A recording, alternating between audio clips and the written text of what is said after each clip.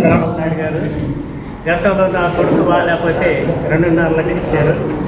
నాకు ఇప్పుడు బాగాలేకపోతే 1,43,000 ఇచ్చారు. నాగేశ్వరరావు గారు ఆధ్వర్యంలో చేసినందుకు ధన్యవాదాలు తెలుపుతాను. నాగేశ్వరరావు గారు నమస్కారం. ఈరోజు ఈ కార్యక్రమం ముఖ్య ఉద్దేశం ఈ రాష్ట్రంలో ఎవరైతే నిరుపేద కుటుంబ సభ్యులు ఆరోగ్యశ్రీ వాటికి ఎలిజిబిలిటీ లేని నిరుపేదలు ఈ రాష్ట్రంలో ఇబ్బందులు గురిజాతని ఒక ఆలోచనలో ఈ రాష్ట్ర ముఖ్యమంత్రి వర్యులు 6 నెలల కాల వ్యవధిలోనే మన నియోజకవర్గంలో 130 మంది ఎవరైతే సీఎం రిలీఫ్ ఫండ్ అప్లై చేసుకోవడం జరిగింది. దానిలో భాగంగా 8 మందికి 3కి ఎల్ఓసీలు 5కి సీఎం రిలీఫ్ ఫండ్ ఈరోజు ఇవ్వడం జరుగుతూ ఉంది. మీరందరూ కూడా గత ప్రభుత్వంలో ఒకసారి అని చెప్పి ముఖ్యమంత్రి అయిన తర్వాత జగన్మోహన్ రెడ్డి గారి టైంలో కనీసం సీఎం రిలీఫ్ ఫండ్ చెక్కులు తీసుకోవాలంటే ఎంత కష్టపడాల్సి వచ్చేదో మీ అందరికీ కూడా తెలిసిన విషయం.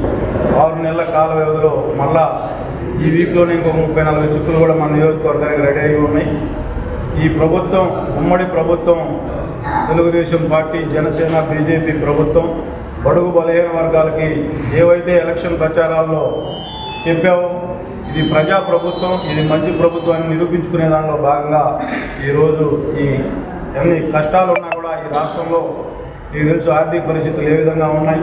అయినా కూడా పేదవాడు ఇబ్బంది పడకూడదు ఈ రాష్ట్రం అని చెప్పి ఈ ఆలోచనతో రాష్ట్ర ముఖ్యమంత్రి వర్యులు నారా చంద్రబాబు నాయుడు గారు మేము అడిగిన వెంటనే ఈ చెక్కులు మాకు నియోజకవర్గానికి బడుగు బలహీన వర్గాలకి పేదలకు ఇచ్చినందుకు ముందుగా ముఖ్యమంత్రి వర్యులకి హృదయపూర్వక నమస్కారాలు తెలియజేసుకుంటూ, అదేవిధంగా ఈరోజు ఈ కార్యక్రమంలో చెక్కులు బూసి రంగయ్య, అలాగే పెట్టా ప్రవీణ్, గద్దా కౌశిక్ చౌదరి, కిలారి విజయ్, జాతుల సుప్రజ, దారా కళ్యాణి, అనుమూరు మాధవరావు, ఆర్ సాయి సుమన్ ఈ 8 మందికి ఈరోజు ఈ చెక్కులు ఇవ్వడం జరుగుతూ ఉంది. దీనికి ముందుగా మరొకసారి ఈ నియోజకవర్గ ప్రజల తరఫున ముఖ్యమంత్రి వర్యులు నారా చంద్రబాబు నాయుడు గారికి హృదయపూర్వక ధన్యవాదాలు తెలియజేసుకుంటూ ఈరోజు ఈ కార్యక్రమం స్టార్ట్ చేస్తాను. బూసి రంగయ్య.